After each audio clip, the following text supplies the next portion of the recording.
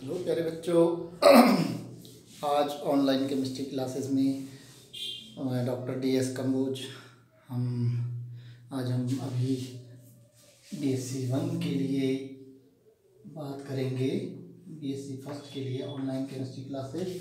और जैसा कि आज जो है हम पढ़ने जा रहे हैं, अभी हम थर्मोडायनेमिक्स कवर कर रहे थे और थर्मोडायनेमिक्स में हम अभी तक बेसिक्स की बात कर चुके हैं और फर्स्ट लॉ ऑफ थर्मोडायनेमिक्स की बात कर चुके हैं पिछले वीडियो में। ठीक है, आज हम फर्स्ट लॉ ऑफ थर्मोडायनेमिक्स के कुछ स्टेटमेंट्स की बात करेंगे और उसकी डिफरेंट कंडीशंस की बात करेंगे। मींस डिफरेंट कंडीशंस में फर्स्ट लॉ ऑफ थर्मोडायनेमिक्स क्या क्या हो सकता है, ये सारी बातें आज हम करने जा रहे हैं। उसके बाद हम बात करेंगे फर्स्ट लॉ ऑफ थर्मोडायनेमिक्स की डिफरेंट कंडीशंस के बाद प्रेशर वॉल्यूम वर्क कैसे कैसे होगा उसकी बात करने जा रहे हैं। तो शुरू करते हैं आज की क्लास। तो आज की क्लास में हमारा जो टॉपिक है statements of first law of thermodynamics. Statements of first law of thermodynamics.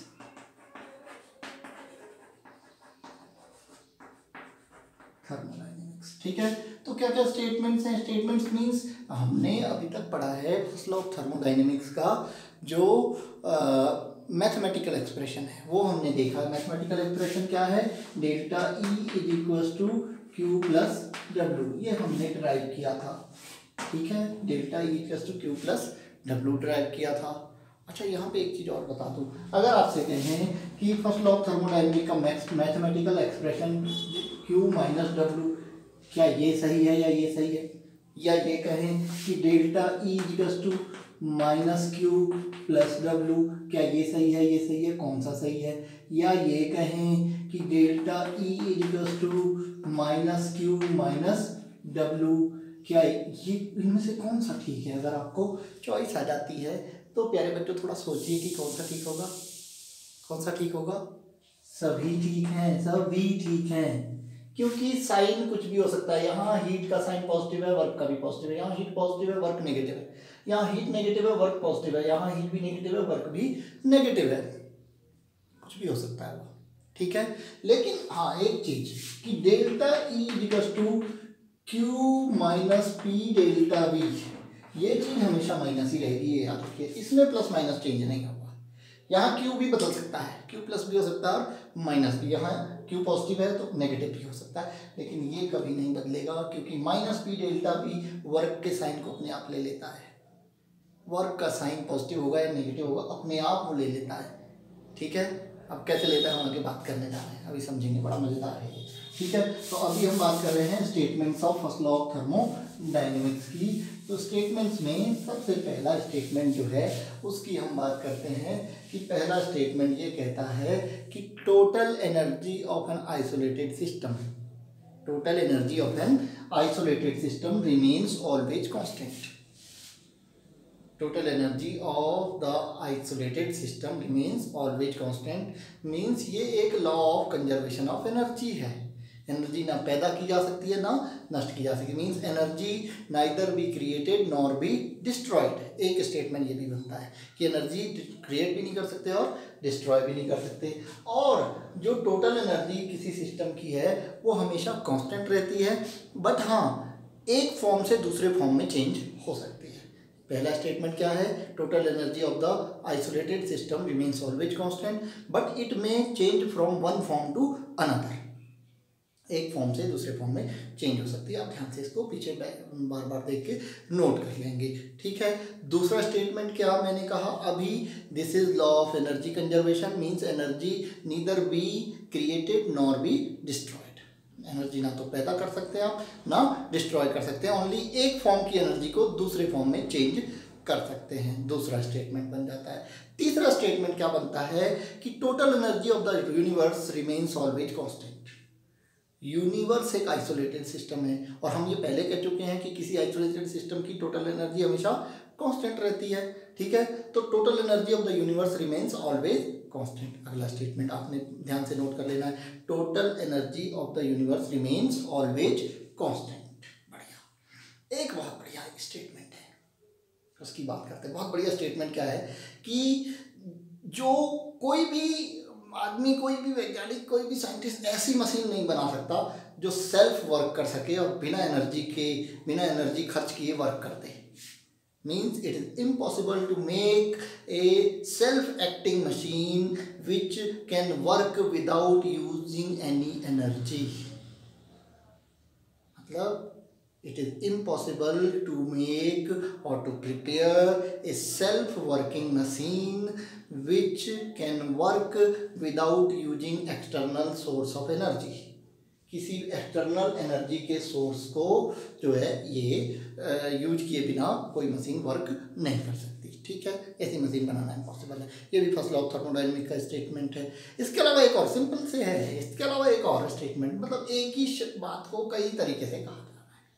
ठीक है, क्योंकि एनर्जी पैदा नहीं की जा सकती और मशीन वर्क करेगी तो वो एनर्जी पैदा कैसे करेगी? वो तो एक फॉर्म की एनर्जी को यूज करेगी और दूसरे फॉर्म की एनर्जी में ट्रांसफर कर देगी। फॉर एग्जांपल गाड़ी है, गाड़ी मैकेनिकल वर्क पैदा करती है, मैकेनिकल पहिए घुमाती है, तो मैकेनिकल वर्क कैसे पैदा होता है? केमिकल एनर्जी यूज होती है पेट्रोल की, केमिकल एनर्जी खर्च होती है, पेट्रोल खर्च होता है, तभी बिना पेट्रोल के गाड़ी कैसे चलेगी?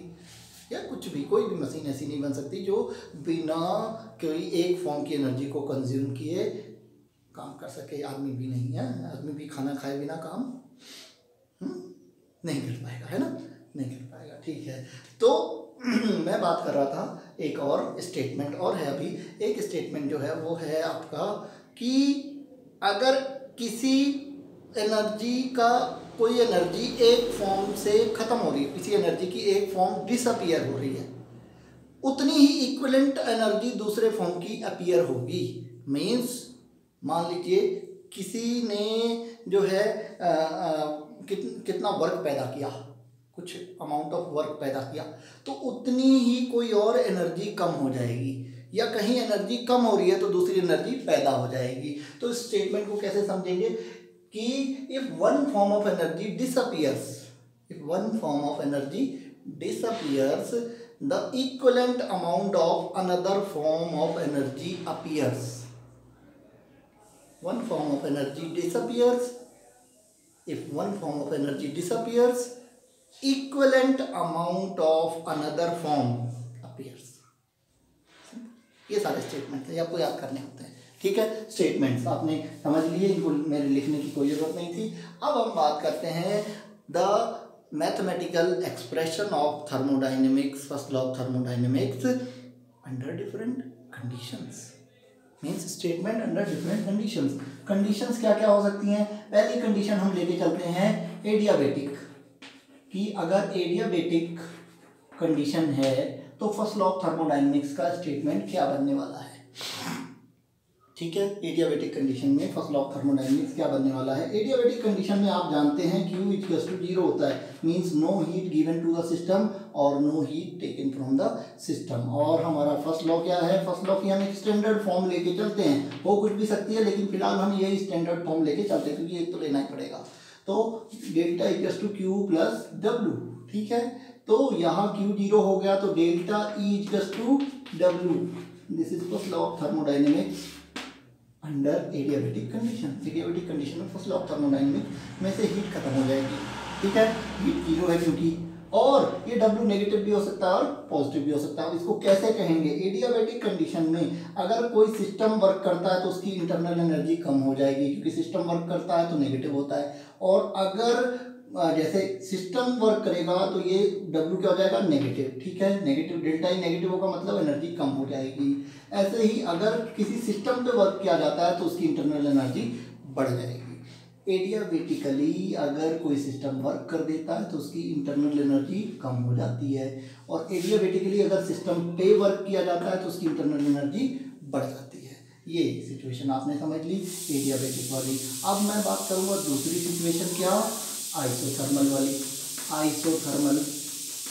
आइसोथर्मल में होता क्या है? Delta T means there is no temperature change, delta T equals to 0।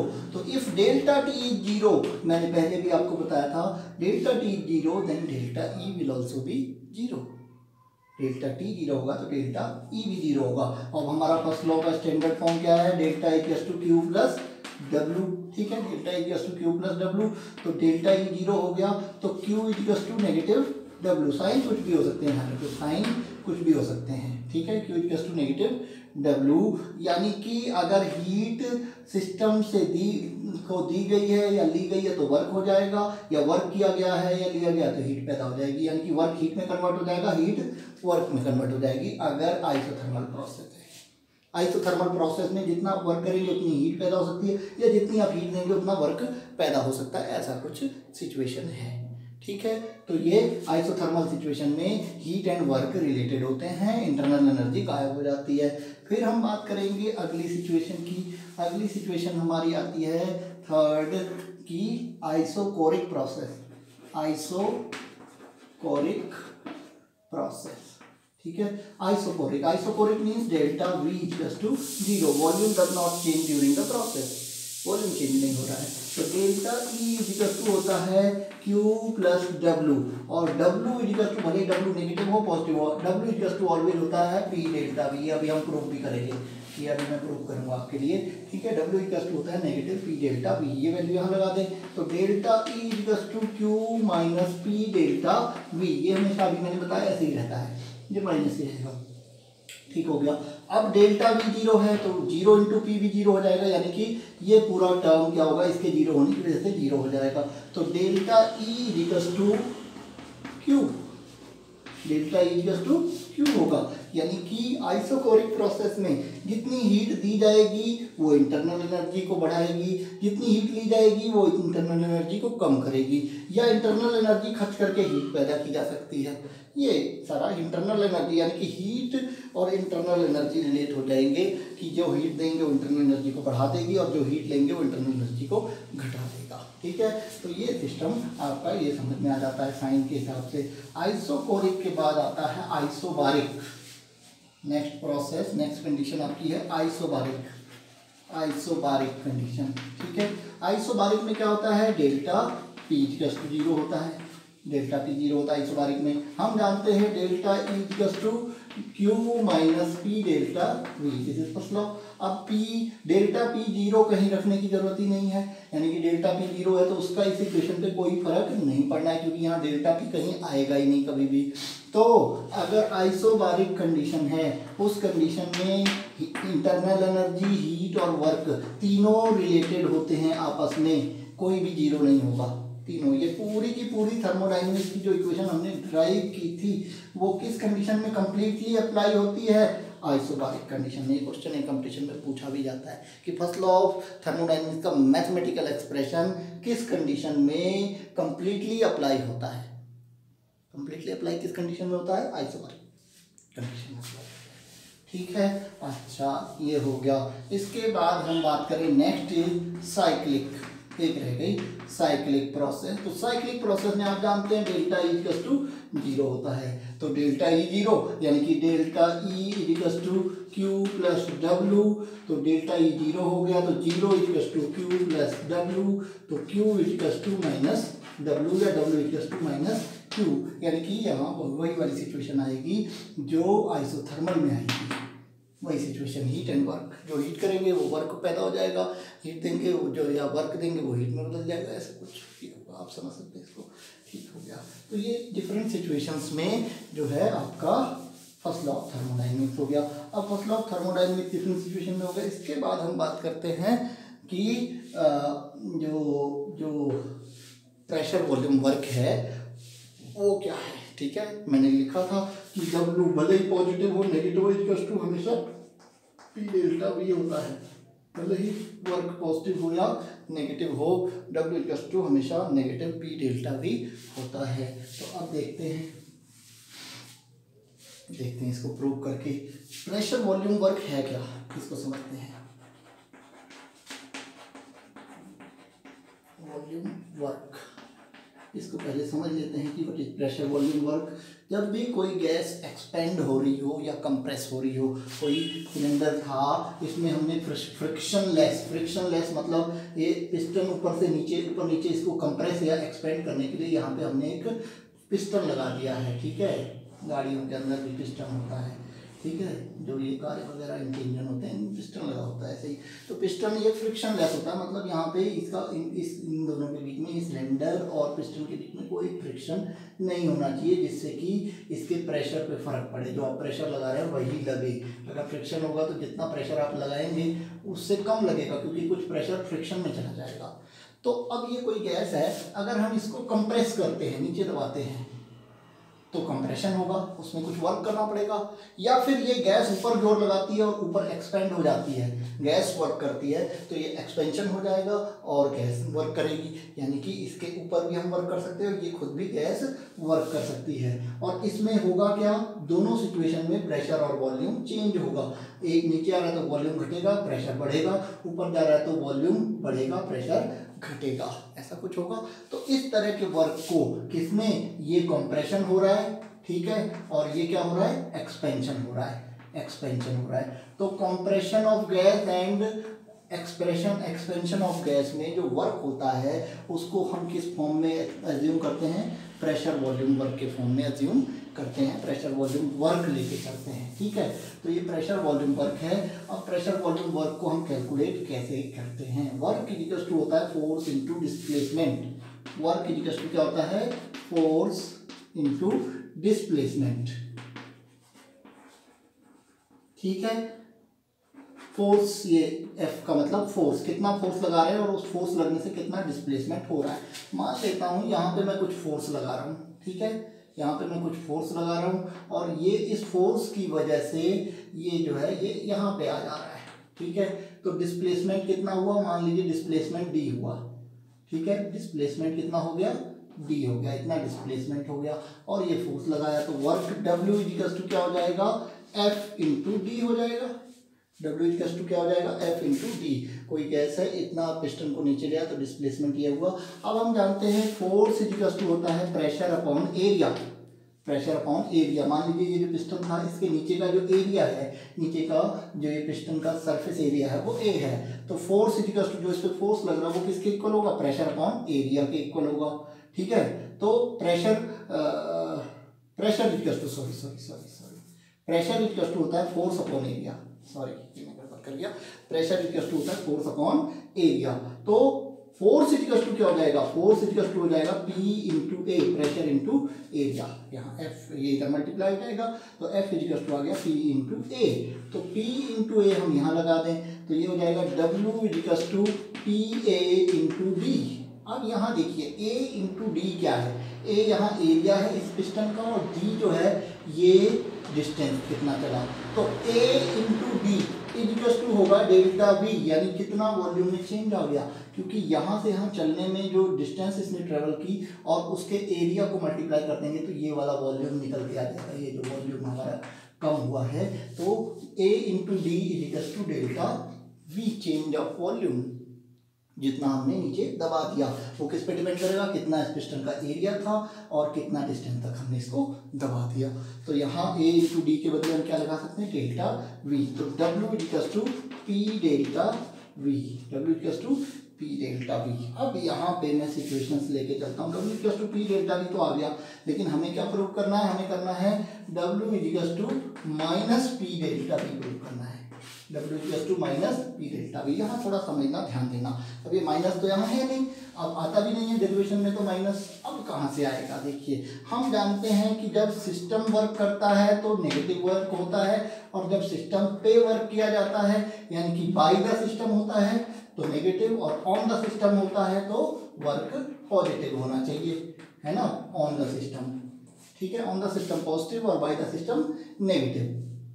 On the system मतलब जब हम नीचे दबा रहे हैं हम वर्क सिस्टम पे करेंगे, और जब गैस ऊपर उठाएगी पिस्टन को तो कौन वर्क करेगा, गैस वर्क करेगी। यानी कि ऊपर उठने में, ऊपर उठने में, ऊपर को जाने में ये किसका होगा, बाय द सिस्टम होगा, और नीचे को आने में कैसा होगा, ऑन द सिस्टम होगा। अब यहाँ देखें, यहाँ पे जब ये पिस्टन ऊपर का, ध्यान देना, वॉल्यूम मान लेते हैं V1 था, और जब यहाँ नीचे आ गया तो वॉल्यूम क्या हो गया, V2। अब ये देखिए V1 ज़्यादा होगा V2 कम होगा, क्योंकि पिस्टन यहाँ आ चुका है ना, तो ये वॉल्यूम कम होगा, और जब पिस्टन यहाँ था तो वॉल्यूम ज़्यादा था। तो यहाँ डेल्टा वी इक्वल टू क्या होगा, डेल्टा वी इक्वल टू होता है फाइनल माइनस इनिशियल, फाइनल है V2 और इनिशियल है V1।